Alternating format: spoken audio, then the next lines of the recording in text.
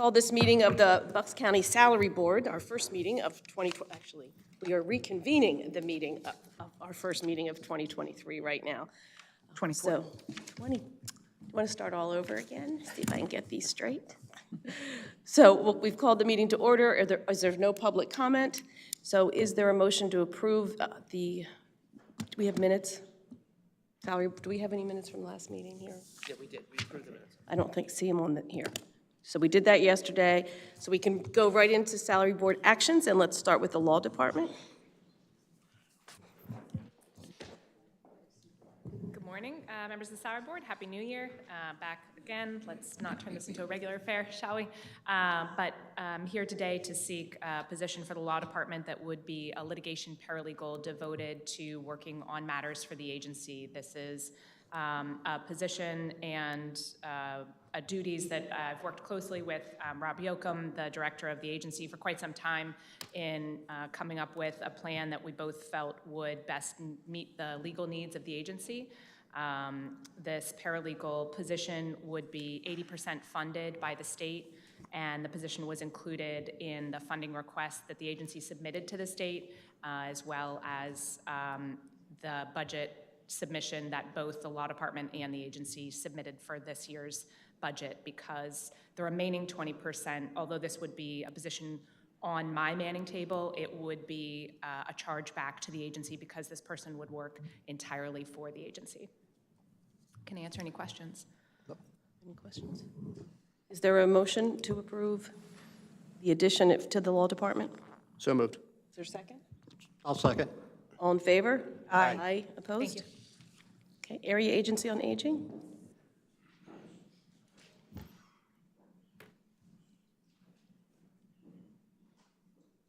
Good morning, Commissioners. Good morning. Happy New Year. Good to see you. So we're requesting that we have a change in a job title from fiscal officer position to a fiscal operations officer 2. The reason being is that as we've developed our finance department, there's just been some changes with regards to what needs to have done, and so this job description better reflects what the position is actually doing. Any questions? Any questions? Is there a motion to approve? So moved. Is there a second? Second. All in favor? Aye. Thank you. Okay, this is how all of 2024 will go. So let's move to information technology.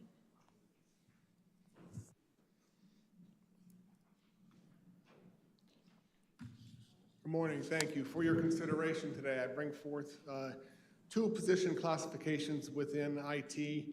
These two position classifications of enterprise services specialist and technical specialist petitioned for union classification.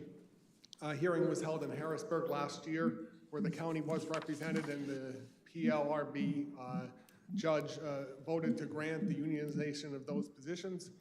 Subsequent to that, the county entered into union negotiations with PSSU Union. The county was represented by CFO Dave Boscola and our division lead of HR, Lauren Smith, who I'd like to thank at this time for doing a wonderful service to the county and the taxpayers by negotiating the agreement that I'm able to present in front of you today. It represents very well what could have been a difficult and very costly negotiation for us, and they admirably carried out those duties, and I'm happy to present and be the messenger for their hard work today. And there is very clearly a lot of work went into this, so thank you. Are there questions? Questions from the board? Well, thank you, Lauren. Thank you, John, for doing this. Is there a motion to approve? I don't know if 4 there's through 10. how many? 4 through 10. 4 through 10 through information technology. So moved. Is there a second? Second. All in favor? Aye. Thank you. And public defender?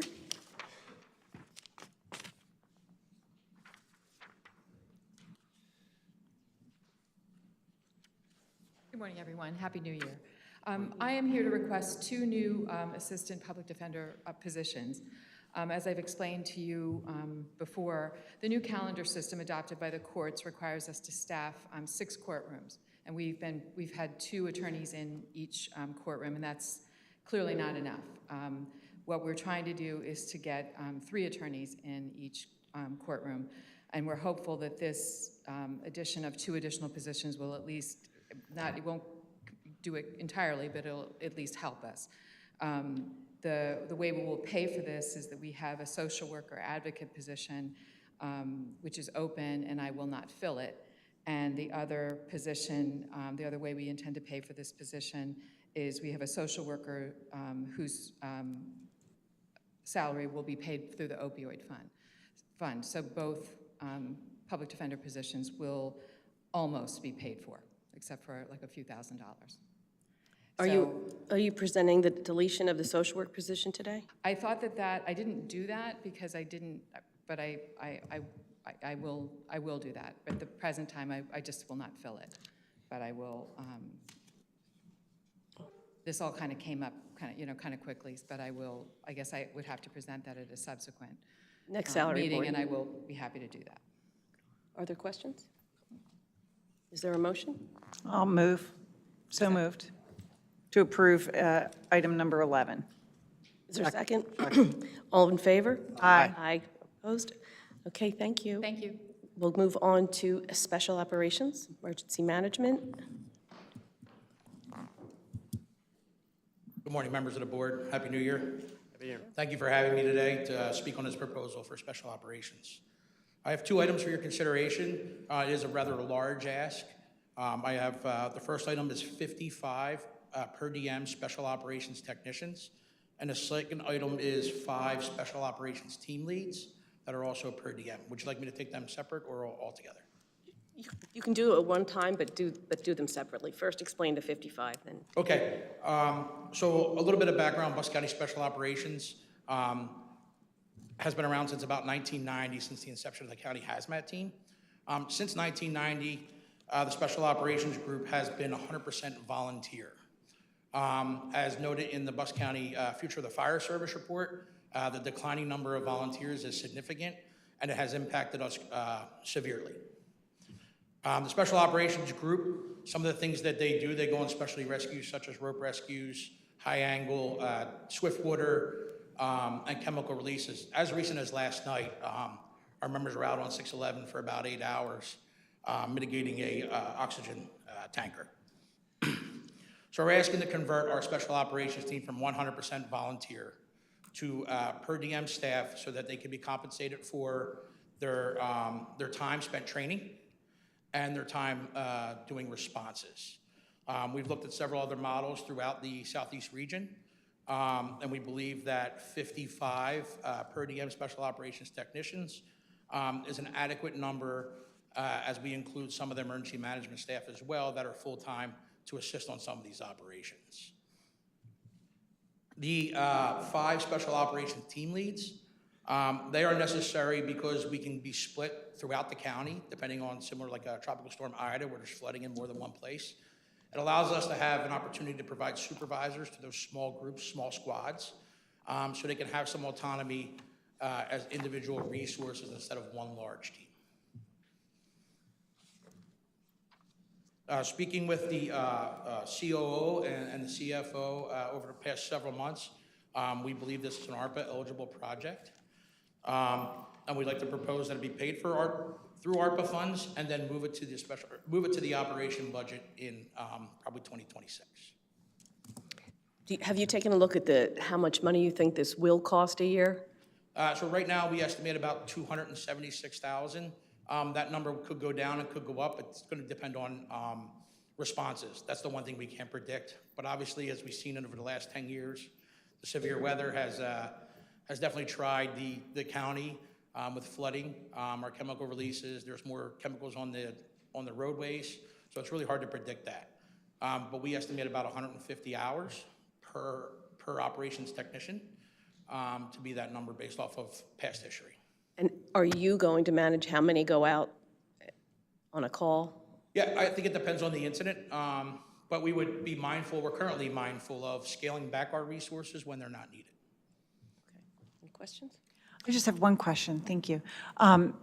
You mentioned that there's been a decline in volunteerism. Can you just go into depth on that, like in the past 5 years or in the past 2 years or since COVID, or how many volunteers do you have now? Yeah, so right now we have about 23 volunteers on the rolls for the hazmat team. But some of those members have been on our team for almost 30 years. And as they start to move on to other things and do other things, we're going to start to see a significant reduction. And trying to recruit new staff has become very difficult because there's not really an incentive and it's a lot of training. The most basic training for special operations is about 100 hours, and that's for a hazmat technician. So to ask somebody to do 100 hours training over that period of time and come do that for free on top of it has been very difficult. We believe by compensating our members gives us an opportunity to retain the current members that we have and then hopefully attract new members to the team. The Volunteer Fire Service in the 2021 report done by the Planning Commission, I believe those numbers have dropped significantly, somewhere from 38,000 to like 1,300. And did you do a salary study on the hourly wage? We did. So we looked at the counties that surround us, Montgomery County, Lehigh County. Those are probably the two closest to our makeup. And we believe the $25 an hour for special operations technician and the $26.50 for team leads is competitive with those counties. Mm-hmm. Thank you. Thank you.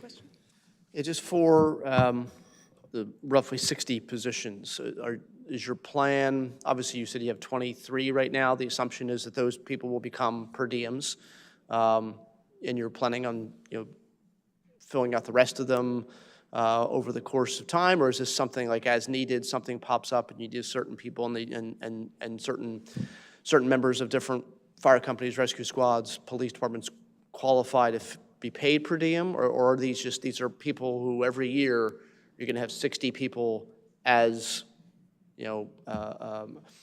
special operations and special operations supervisors every year? You're always going to have the same number, same guys or same people. So our goal would be able to keep the same people and have 60 throughout the year. The reason why we went to 60 is because there are 3 separate teams. There's a hazmat response team, a technical rescue team, and a public safety dive team. Those are 3 very different skill sets. There are some people that will transition between the 2 teams, but most people are either rescue technicians or some people are hazmat technicians, and they don't always translate. So looking at what everybody's doing around us, we thought that 60 positions was adequate for the size of our county and the hazards that we have. Mm-hmm. We would do annual recruitments, and my goal would be to keep those 60 positions filled throughout the years. Okay. In the event of some kind of, you mentioned Hurricane Ida, in the event of some kind of natural disaster like that, where there's a disaster declaration and where PEMA's involved or potentially FEMA's involved, are these salaries that would be incurred by the county for these positions able to be refunded through PEMA or FEMA? So a couple ways that we can recoup some of the costs. If we do get a presidential declaration under public assistance, it would be a submittable cost if we're eligible. Okay. Also, anybody that responds to a hazardous materials response, if there's a spill, there's typically a responsible party, and then that cost can be recovered through the responsible party as well. Okay. Okay. That's all I have. The only other comment I have is that I don't want to call this a pilot program, but we don't know how it's going to turn out. So I'm hoping that you'll keep, copious notes and let us know in a year, 2 years, whether it's working or not. If it's helping you to get more people to respond. If it isn't, we can reconsider and look at something else. But I just don't want it to become so institutionalized we don't take a look at it again. No, absolutely. I think over time, I think these teams will develop organically a little bit, and whether it stays at 60 personnel or needs to get bigger or smaller, I think we'll reevaluate that every year. Perfect. Any questions? Is there a motion then to approve, and we can combine this, item 12 and item 13? So moved. Is there a second? Second. All in favor? Aye. Aye. Opposed? Thank you. Thank you very much. Children and youth?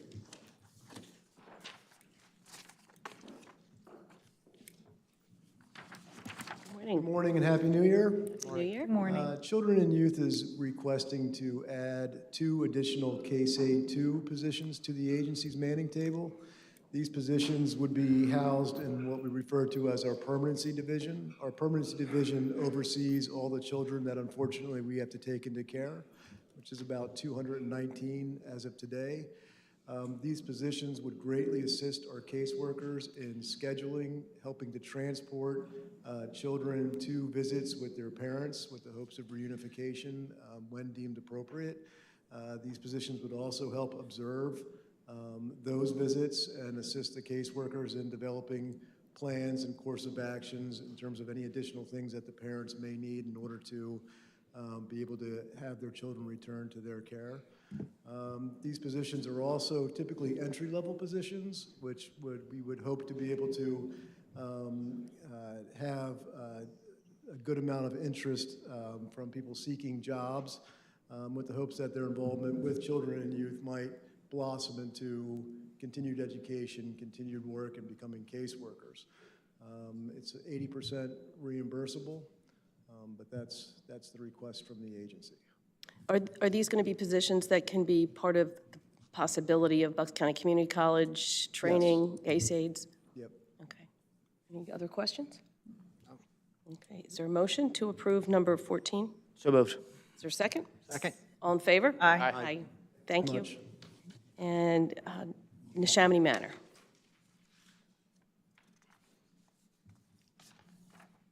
Good morning. Good morning, Salary Board, and Happy New Year. Happy New Year. The Chamonix Manor is requesting 8 full-time CNA positions, 3 full-time LPN positions, 5 pool CNA positions, and 5 pool LPN positions. The reason for this ask is in July of 2024, the staffing regulations are changing. So this past July, the HPPD changed, and that's called hours per patient day, from 2.7 to 2.87. This July, it's changing from 2.87 to 3.2. So in order to meet the new staffing regulations, we do need new staff. And also along with the HPPD changing, the staffing ratio is changing. So for example, for the night shift, CNAs, in this year, we're allowed to have 1 CNA for every 20 patients. In July, that is changing 1 to 15. And then the evening shift and the day shift position ratios are also changing as well. So again, in order to meet all of these new regulations, we do need to hire new staff. And we do, with our current revenue structure, we are able to pay for these positions with our revenue. So did we just have a bunch of increases in, or an increase in Medicare, and then now it's kind of going to be wiped away because of these new rules? Yes, so we had an increase in Medicaid last year, and that was the thinking. The state knew that we had a big increase in Medicaid, but they knew they were coming up with these regulations, so that was the reason why we got this increase, the big increase, and then we will get a little increase again this year. And it's expected now that they have these new regulations that every year we should be at least getting some Medicaid increase. That's good to know. Are there questions? We can, if there are, we can combine this, and is there a motion for 15, 16, 17, and 18? So moved. Second. All in favor? Aye. Opposed? you. Thank you. Looks like we covered everything. Are there any other matters to come before the board? Is there a motion to adjourn? So moved. Is there a second? Second. All in favor?